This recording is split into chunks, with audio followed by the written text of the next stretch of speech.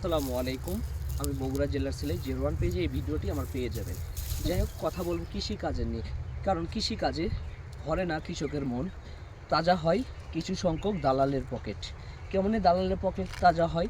লাখ হাজার হাজার টাকা খরচ করে তারা ফলায় তারা ফসল, কিন্তু বাজারে বিক্রি করতে গেলে তারা পায় না সেই ফসলের মূল্য। ফসলের মূল্য পায় না, ন্যায্য মূল্য দাম তারা পায় না।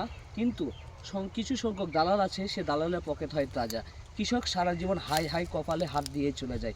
এই জন্য বলি ভাই, কৃষকরা সবসময় মূল্যায়ন করেন, কৃষকের হাত থেকে ন্যায্য মূল্যের দামটা পৌঁছায় দেন এবং কৃষকের হাত থেকে আপনি সঠিক জিনিসটা নিয়ে নেন। কারণ কৃষকের হাত থেকে যে জিনিসটা নেবেন সেই জিনিসটা আপনি ফরমালিন মুক্ত পাবেন। কৃষক ছাড়া আপনি যে জিনিসটা বাজারে খাইতেছেন সেই জিনিসটা দেখেন ফরমালিন দেওয়া থাকে প্রায়টাতে। এই জন্য বলি কৃষকে একটু দৃষ্টি দেন, যেন কৃষক সবসময় বাঁচে। কৃষক বাঁচলে আমরা বাঁচবো। কৃষক যদি মারা যায়, কৃষক যদি ন্যায্য মূল্য দাম না পায়, তাহলে আমরা কিন্তু পাবো না খাবার।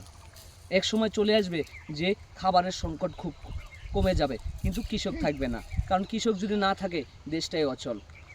এই বলে আজকে এই জায়গাতে ভিডিও সমাপ্ত করছি। সবাই ভিডিওতে লাইক করবেন, কমেন্ট করবেন, শেয়ার করবেন, সবাইকে দেখার সুযোগ করে দেবেন এবং এরকম সুন্দর কৃষি ভিডিও আমাকে দেওয়ার জন্য উৎসাহিত করবেন।